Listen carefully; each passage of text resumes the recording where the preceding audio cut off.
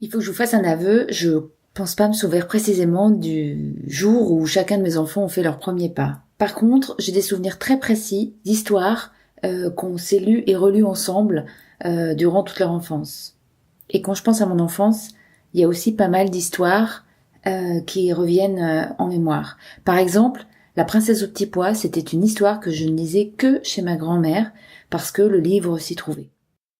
La force des histoires, c'est probablement de nous emmener dans des contrées impossibles, mais les histoires, ça n'a pas uniquement une vertu de rêve. Je viens vous donner quelques idées ici pour que vous n'arrêtiez pas de vous la raconter. Bonjour, c'est Nathalie Sahuc.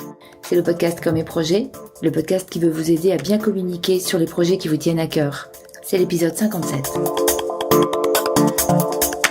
Pourquoi est-ce que je donne autant d'importance à cette notion d'histoire ? J'ai 3 éléments de réponse à vous donner.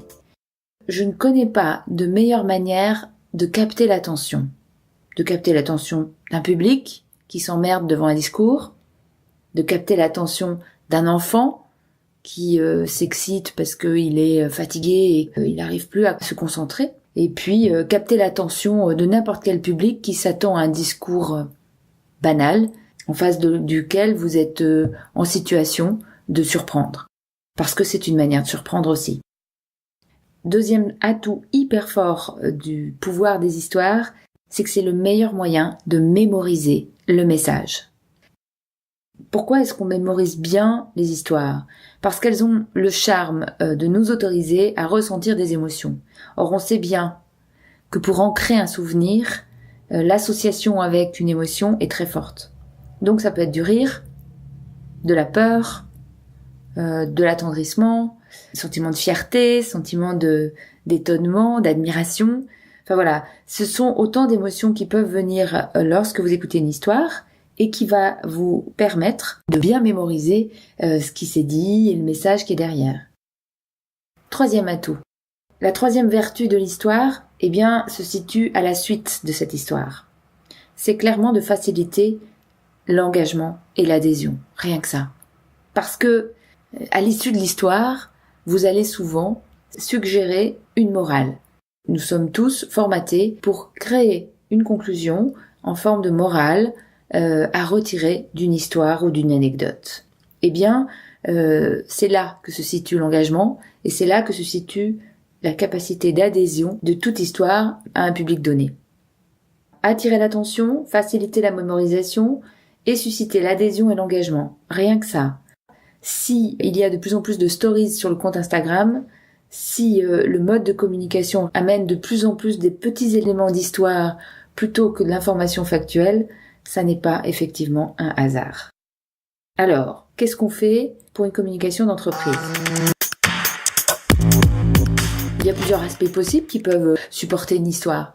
Mettons par exemple que vous vouliez raconter l'histoire du porteur de projet, de l'associé, du fondateur de l'entreprise, ou encore l'histoire d'une entreprise familiale, toute une épopée d'une entreprise qui a su se développer, traverser les modes, les évolutions. Vous avez probablement la possibilité, toujours au sujet du patron, de développer une histoire particulière. Steve Jobs porte à lui tout seul une bonne partie de l'image de son entreprise. Sans vouloir tous être des gourous, on est bienvenu à intégrer une forme de storytelling autour de la raison d'être du projet et de la vision du chef d'entreprise. Deuxième exemple, mettons que vous ayez une entreprise qui soit assez présente à l'export, vous pouvez tout à fait imaginer une histoire pour parler de la conquête du monde à travers les différents pays où les produits sont progressivement présents. L'innovation, le nouveau produit, c'est clairement un sujet en or pour raconter une histoire. Je vous parle de Dyson. On ne communique pas sur les aspirateurs Dyson en parlant par exemple d'un nouveau système très efficace. On parle de révolution des aspirateurs. Dyson a révolutionné l'histoire de l'aspiration. On rentre dans une dimension beaucoup plus dramatique et c'est ce qui nous plaît. Et il y a d'autres formes d'histoire qu'on peut imaginer, peut-être un peu moins grandes et qui correspondent aussi à des projets beaucoup plus modestes. Et ça ne veut pas dire que l'histoire est moins intéressante, bien au contraire. Je pense par exemple à l'histoire d'une équipe qui a su s'organiser, s'améliorer, faire face à des problèmes, les résoudre, c'est une forme d'histoire qui peut être très très puissante et qui peut générer beaucoup de choses en matière de marque employeur, de cohésion interne et d'arguments commerciaux auprès des différents clients. Une autre forme d'histoire que je souhaite mentionner, c'est les fameuses success stories. Dans mon ancienne vie, j'en ai fait un certain nombre. C'est souvent les territoires qui développent ces fameuses success stories en mettant en valeur un certain nombre d'entreprises qui ont eu un certain nombre de réussites. Et en matière d'attractivité économique, démontrer que ce n'est pas le désert.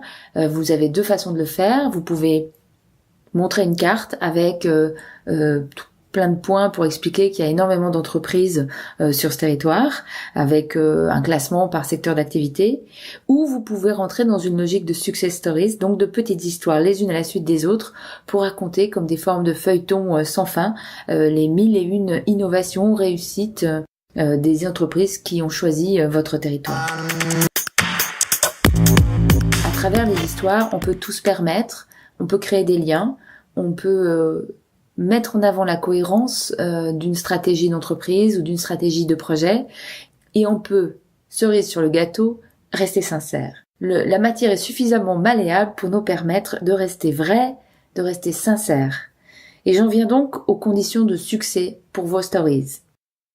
La première condition de succès, c'est effectivement de ne pas raconter une histoire trop banale. Si vous racontez une histoire banale, en disant simplement que vous êtes levé le matin et couché le soir, il ne va pas se passer grand-chose. Impossible de démontrer quoi que ce soit, impossible de donner une forme de morale, et impossible de faire en sorte que les gens soient captivés par votre histoire. Donc, cherchez la distinction.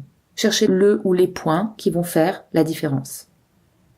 Deuxième condition de succès, eh bien la sincérité, j'en ai parlé tout à l'heure. Une histoire, pour qu'elle touche les gens, il va falloir qu'il y ait une forme de sincérité dedans. Si vous racontez des gros mythos, soit ça devient un style, soit ça marche pas. Donc, n'accolez pas des choses auxquelles vous ne croyez pas et cultivez une forme de générosité dans ce que vous faites. Je vais vous donner un petit exemple qui me concerne. Depuis que je me suis mis à mon compte, j'ai décidé que tous les mois, je donnais un petit signe à tous les gens que j'avais rencontrés au fil du temps et qui étaient ce que j'appelais mes alliés. Donc je fais un peu un compte-rendu de ce que j'ai fait, j'explique mes perspectives. Eh bien, cette histoire qui est racontée finalement en plusieurs épisodes tous les mois, cette histoire, elle est très personnelle, elle dépend de mon caractère, mais elle dépend aussi, c'est vrai, de certains éléments de ma vie privée que je mentionne.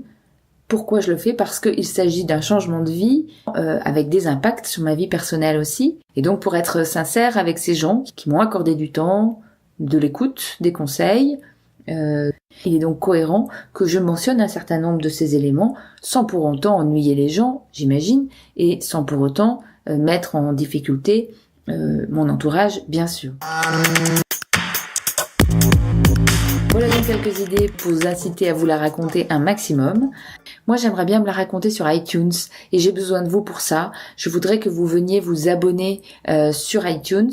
Donc c'est vrai qu'il faut créer un compte si vous n'en avez pas, mais enfin une fois que c'est fait, vous verrez, vous pourrez découvrir beaucoup de podcasts. Il n'y a pas que le mien, loin de là, et vous allez peut-être découvrir une autre façon de consommer des contenus sonores.